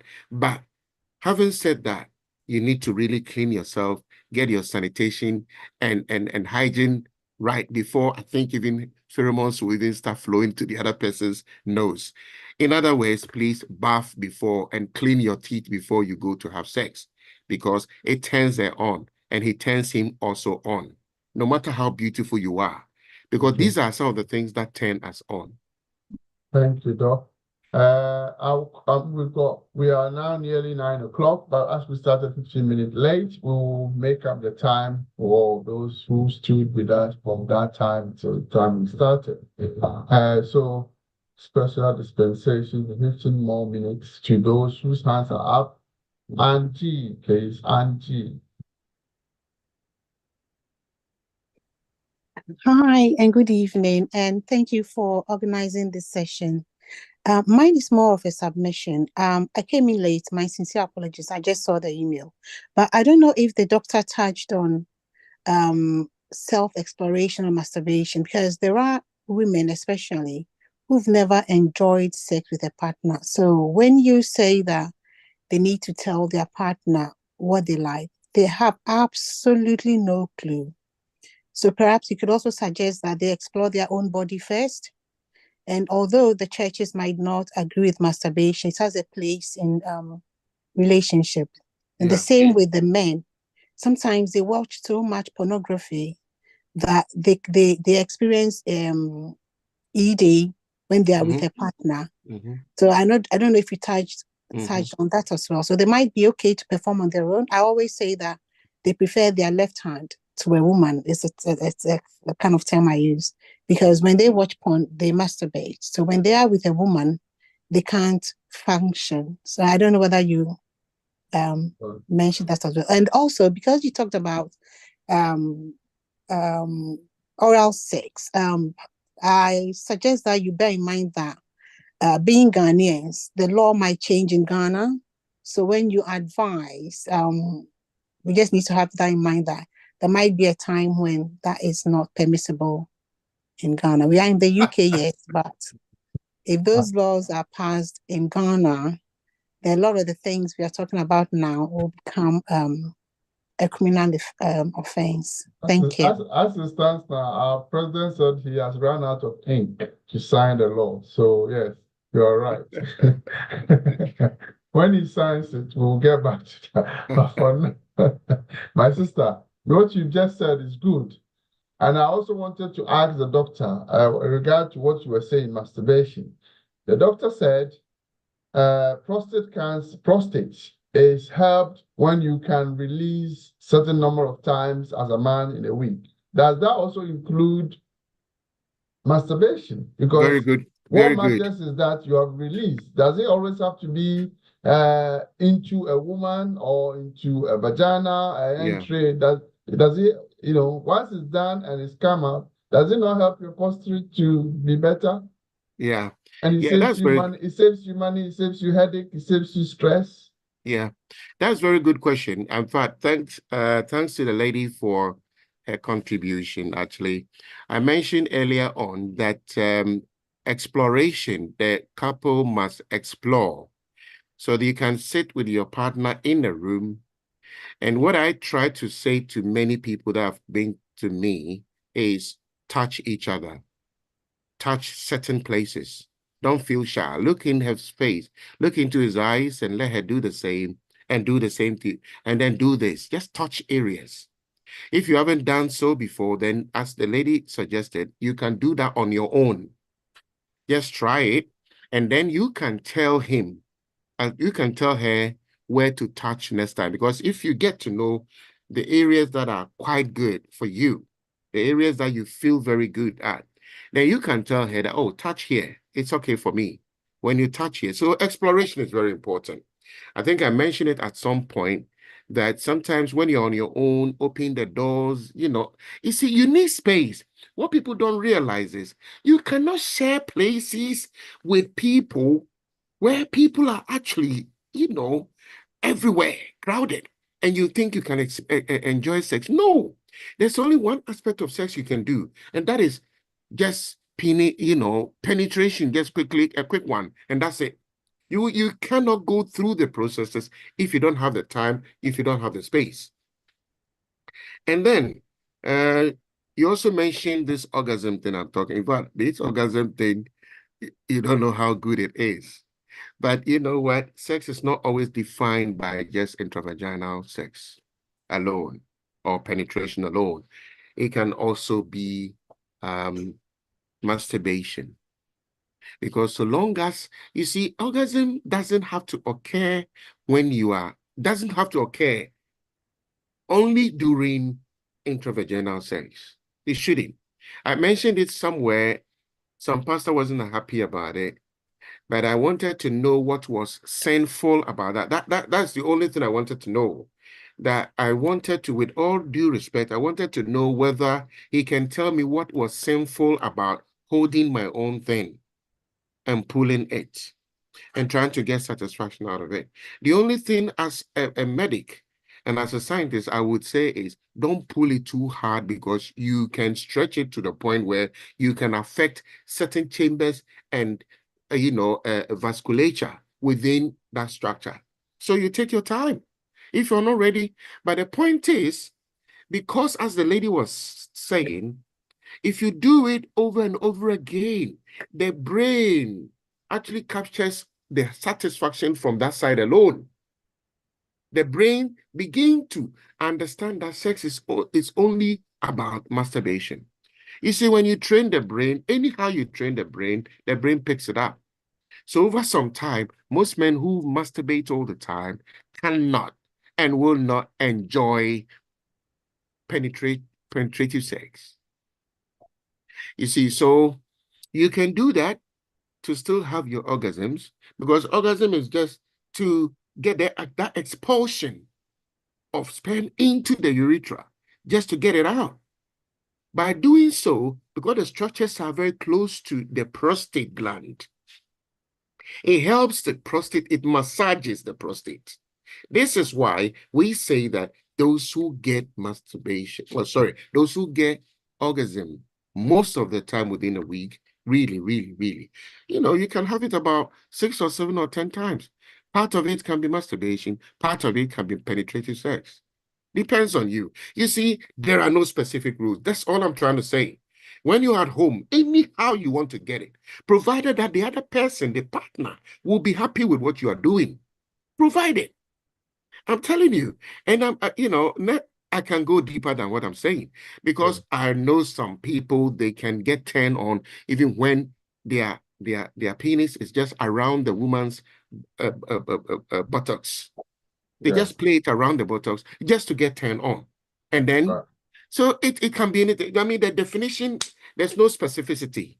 Okay. But you have to do it within certain, moral values. But Thank morality doesn't really play much role here anyway. Yes. I'm sure it will be fair to say that any man married to a woman in a house would not want to see their wife see them masturbating. They will definitely not. I think they will have to hide somewhere to do it. Oh yes, oh yes, oh yes, oh yeah. For no woman would like to waste that orgasm. No woman would like the orgasm to be wasted like that. I don't think so. Yeah. But you see, on your own, once you have not, you are not married and you're on your own, and you think, because sometimes it's even good to get the sperm out. Because you see, sometimes when it becomes also too much, the body produces a lot of sperm. So much sperm, it gets stored inside the seminal vesicle for a very long time. And many people can even suffer as a result of that. I know that, you see, sometimes people don't believe that we believe there is something called blue balls. But blue balls can occur sometimes when people are a little bit overloaded. You see, so yes, yes. I'm gonna be quick with you for good reasons, because I want you to attend to those whose hands are up. I would stand in place. Okay. I would do. Mr. Sunny, are you still with us? You can unmute yourself, please. Otherwise, I'll move on to prolific. Okay, prolific, if you are with us, please unmute yourself. Oh yeah, hello. Good evening, everyone. Hello. Good evening. Hi. Good evening. Okay. This topic is quite an intriguing and interesting one, which I feel that in our culture, we as parents or when we were younger, they don't talk to us about sexuality, and us is actually being spoken about. Most kids now are actually learning things in terms of sexuality on internet, and because of that, it's made it a bit strange when we talk about our bodies. Okay, because now when I was listening to the doctor, everything sounded scientific, and we talk about churches, but before we grew up, in churches or we went to churches and stuff, it was mostly more about our bodies and understanding what we are and how we get to understand it. From being a young person to like from puberty, when you finish having your children, how your body changes to when you get to menopause. Okay. Now, my question on this is not even my question. Another point that I want to make too is when you're younger, because you don't have a great understanding of sex, yes, you don't know what you want. But when you reach or you get to the point of 30 years, yeah, you know what you want in bed. Our culture has made it, and the churches have made it that if you enjoy sex, you're promiscuous. Okay. Mm-hmm. Now, how do we address that? Because I do a youth talk show on Omega. Okay. And sometimes when we're talking to young people and we are talking about sex and we're talking about your bodies, how do you address that in a way that is not negative? Because the churches make it seem as though if you enjoy sex, there is something wrong with you. They have to ostracize you. They have to do whatever it is. But most of these pastors are promiscuous in churches. And I don't mean to be demeaning, but it is what it is. Yeah. Mm-hmm. Now, how do we approach this in our modern day? Because you see kids as young as 9, 10, 12 now getting their periods. Yeah. And we don't teach them about their bodies and what they want in bed. And I heard somebody say, oh, there are certain women that they overuse themselves, that men, when it gets to a point, they don't get satisfied in bed. How can we address these issues? Okay. Okay. Thank you. Sorry. Thank you. Thank you, Prolific. Doc, Yes. for time, I'll allow, if you can note those points down, Mm-hmm. and then I'll call Abe. Abe has kindly asked if she can speak Chi. Mm-hmm. I'm not sure Abe is a man or woman, but he's asked if you can speak Chi. So please feel free to speak Chi and ask your question. Yes, so Abby is a man, but I have a young teen around in Timbesemekatri Patrol. I hope say okay. Oh, okay. Abe is a man? Doctor, a woman. Okay. Doctor, me patrol. Me issue they say I me Nyandi 40. Okay. And I noticed that me share and I've dated my point to different calculations over the years. Me humbada. Me one of those women that make us a me humbada. I'm not ashamed to admit that. So me humbada. And me who say ABI started you know me who must say to me for pa as an for bebree. And by a year now, me who say I had to say it becomes mechanical. Me enjoy you be manu be bani but maybe not I feel na me anka sans me pese me ye the my sister and G can you now me anka some me sabi makes me aba. And me pese me bisa say a BB also me who said me BB also me koka share me GP about I don't know, but me pese me say wadring. Thank you. Yeah. And so it's okay with Dr. Igan. GP no Oh, yes. paracetamol no kokodomo keke. Only Me we are me de me no my better one ama obi or person of friend no. Now our friend me later on because obi o hon na onidi treatment. Obi o okra na onidi edro ye wedro ebetimi de ama onipa ne de ahye ne ho anytime obema be sex and I would treatment ye be man general treatment obeye no so betimi a help. Now until we are the number never two. But what's happening is the first question the first lady Nika and now I think say may address it where we sister Abby Dana because on any achieve when I feel my the others one or so. This is Abby the ten say. One will say uhuna no sometimes a different thing be a friend chemicals be a lubricate and I say ma or ba for and no ejina ekwan onipa na de obefa so ni se no besi agene wo ni se no besi ayo so timi ye bia one say and then no bibia ye mrika tuo ye tutu mrika Johnson and Johnson study bi omo almost say we rush too much into ama bibia koye and shut down and too mechanical, put it that way. And me kind of say, wunya experience be because who experience orgasm and now say climax, I will be say a different feeling, a different feeling. And a bounce so explosive one because BBP, something must come out. Now the beba out, it's a different Now they may make a word about so our experience will be a fair squatting. Says soon through who ever outer.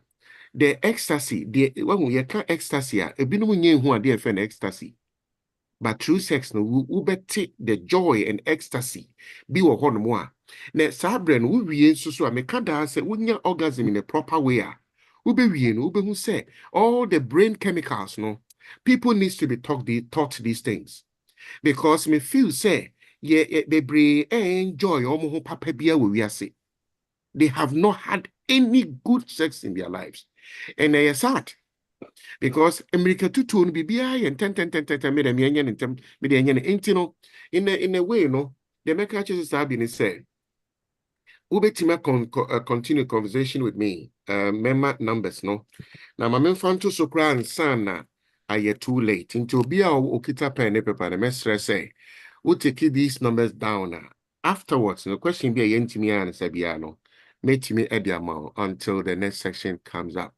The first one is 07904 603 418. Let me repeat it. 07904 603 418. And the second one is 07405 516 145.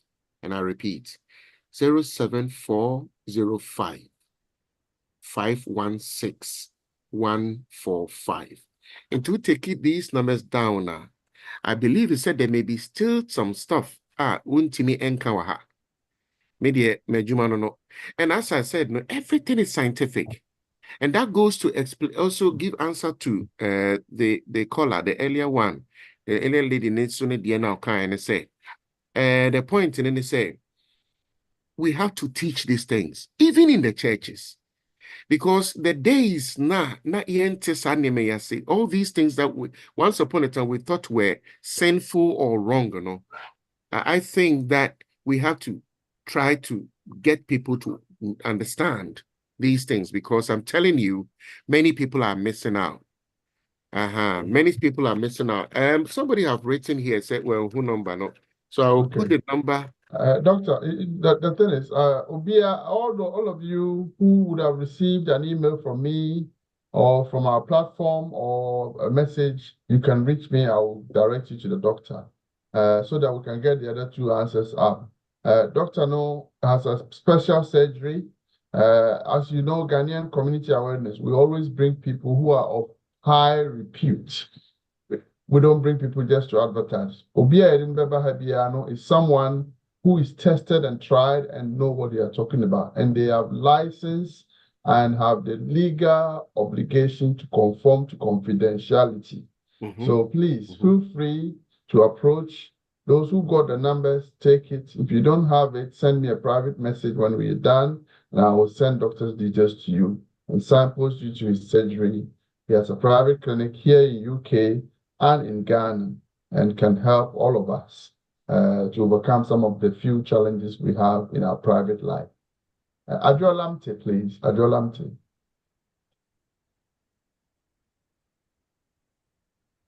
Do we have Adjo Lamte still with us? Hello. Hello, please. Go ahead. Hello. Doctor, thank you very much for that lovely talk. I just have a little thing. I wasn't so sure what do you think about sex toys? Because I don't think I heard you mention anything about that. Okay. And I think it's important in our relationships, particularly people with problems. You see what I mean? Thank you, Adra. Doc, if you make note of that, I'll call Sanya Woody, please, as Okay. he's got his hand, so that we can. Yes, Thank you. thank you very much, Nana, and also thank you to Dr. Egan. I also like to say good evening and welcome to folks. My question is, what is the relationship of young men having much or a lot of sex, its effects in later life? Does it have correlation between overuse or oversex during our youthful days and our old age, or relationship in our sexual drive at old age? Thank you. Thank you so much. Yes, and I'm glad we've taken all those hands up. Yes, Doc, if you can answer those ones Okay. while I look through the chat room and see if there's any question there. Thank you. Okay. The sex toys. We go to the sex toys. In actual fact, I was actually going to add this to my treatment, options. We do use, as I said before, we do use medication, and most of them are very well researched, clinically tried medicines.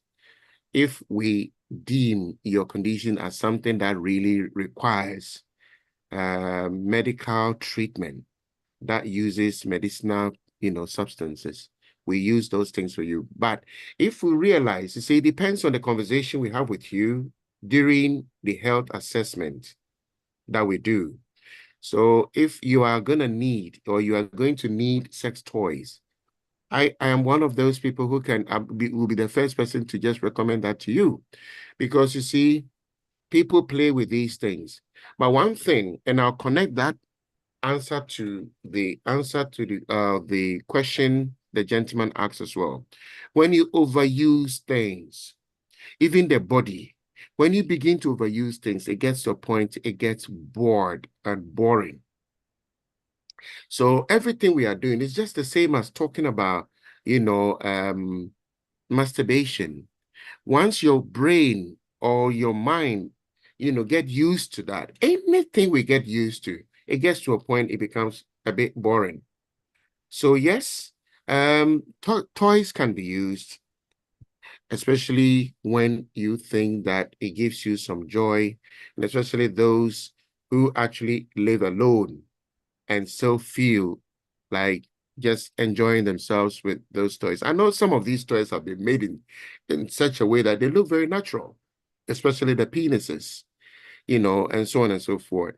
But I can always tell you that please try me, try my medicines and my therapies if you really think that it will, that will be your best possible treatment, because maybe I can give you things that can help you overall, or if you need any sex toys, I can also recommend them to you. The next one was about the question of the youth using and overusing sex, or doing sex over and over again. Too much of everything, they say, is bad. And remember that the penis is a structure. It is an organic, and something that also has things in them, including nerves, including arteries, including vessels. Everything you do, you need to do in moderation, because remember that all the sex you are doing today, you are going to do it tomorrow. So at least if you can take your time and enjoy it today, one day, even when you are in your 70s, you can still enjoy sex. Because yes, like you said, there are some people that have done sex to some extent that they cannot actually enjoy sex again. And like Nana mentioned, that there are some who have, or women or men who have overused their bodies, and now they can't even enjoy sex anymore. So too much of everything, once again, is bad. So let's do these things. It's just there for us to enjoy. In actual fact, I can tell you, maybe some people may not agree, but I can tell you that one of the things that everybody is struggling so hard, apart from the mansions and the big cars and the whatnot we want to buy, is actually for sex. Believe it, believe you me or not. And I know that for sure because we've heard a lot about this thing. We've heard a lot about I'm laughing for a reason. I've also seen that, yes. Yeah. So one of the things that we can enjoy on this planet is sex. And we have to do it in moderation so that we can continue to enjoy it even up until when we are very old. So yes, I wouldn't advise the people to be overusing the sexual organs. I mean, you know, it gets to a point where maybe the front becomes boring and people start trying the back and whatnot to see how it goes because people get bored. But if you use it well, you will never feel the need to do the bum. I don't talk against that because, like I said, there are no specific rules, to be honest with you. But all the same, if you feel comfortable, anything that you feel comfortable in, and that is an answer to the question that was written on the page. It's just about comfortability. If you are not comfortable, you are not comfortable. You don't have to go for it because somebody wants to do it. But if you want to try it, well, like I said, there are no specific rules. But it's just that you have to think about hygiene and sanitation. Wherever you are going, whether it is the mouth you want to use, whether it is anywhere you want to go, make sure that at least cleanliness is next to godliness. Thank you very much. Now imagine you put it through the back and then the person puts it back in your mouth to round it up. You can imagine what it will taste. Yeah, Anyway. I mean, I know that that question would definitely come up. And you see, that question, for me, I don't really talk against it because you see, in the scientific world, there are some things there are some areas we don't go. But we always say that where your satisfaction comes from, you need to think about it. And at this point, I'm not talking about a man and a man and a woman and a woman. No, that's not the conversation I'm having here. At this point, maybe one day that question may come up. But at this point, I'm talking to men, both men and women, who are actually enjoying sex, heterosexual sex at this point. Yes. Maybe one day that question may be answered. But for now, we are talking about heterosexual sex. And to be honest with you, even within heterosexual sex, people do the bum as well sometimes. Yeah. We know it, we've heard about it. Anyway. And so therefore... It's nearly 9:30, and we are grateful to Dr. Egan for an informative session. I'm grateful to all the audience who stayed throughout this program, albeit that we started a few minutes late due to technical issues. The Ghanaian Community Awareness Forum will bring to you in 2 weeks' time issues about diabetes, signs, symptoms, and how you can go about it. As long as we continue to be healthy and doing other things, I'm sure we have. One of the things that I want to encourage Ghanaians to understand, those of you who are still on and listening, we have a lot of experts within our community. But Ghanaians, for some reason, have this mindset that, oh, we are Ghanaian, now, or the mass. Listen. We live in a country where there is rules about confidentiality in professionalism. So you need to understand that going to Dr. Egan, even though he didn't come here to advertise, but it will be good that if you have personal problem like this, that your doctor all these years has not managed to solve for you, then definitely you need to seek help.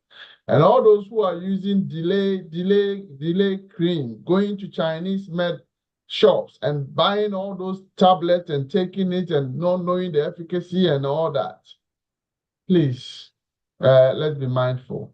Like he said, don't drop dead in the course of something like that. Because at the end of the day, if you are a man, the woman will go and get somebody else. If you're a woman, the man will go and get somebody else. You don't need to do what you cannot do if it's not within your strength and ability. On that note, I want to thank the Ghana Union, the Ghana Nurses Association, the Western Region Association of Nurses, and of course, Ghana High Commission for helping us bring this program to you. I want to thank my team behind the scene, Paul, Akwabwa and Linda Wayo, who are bringing us this program live on Zoom, Facebook, and of course, YouTube. Grateful to Dr. Egan for 2.5 hour session. And of course, grateful to you most importantly, that have stayed through and listened to us. We'll bring you many of these topics. If you get our flyers, please send it round. It's a way we are educating each other.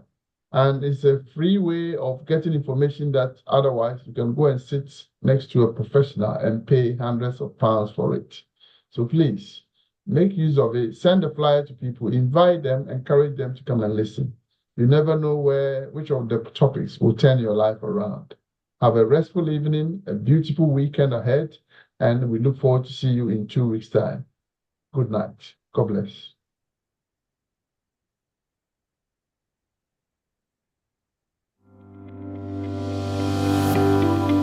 Welcome to BWF Solicitors, a trusted and experienced family law firm specializing in immigration and naturalization, as well as dispute resolution. Meet Bernard Owusu, our esteemed senior partner with over 30 years of experience and known for his expertise and dedication to serving our clients and the community. BWF Solicitors stand for integrity, respect, excellence, teamwork, diversity and inclusion, and service to the community. We provide tailored assistance across all areas of UK and Ghana law. At BWF Solicitors, every day is filled with dedication, creativity, and a commitment to finding the best solutions for our clients. Led by experienced senior partner Bernard Owusu, the team at BWF Solicitors is ready to assist you with your immigration, naturalization, dispute resolution, family law, new wills and probate, Ghana law and practice needs. We are dedicated to providing solutions to our clients' problems.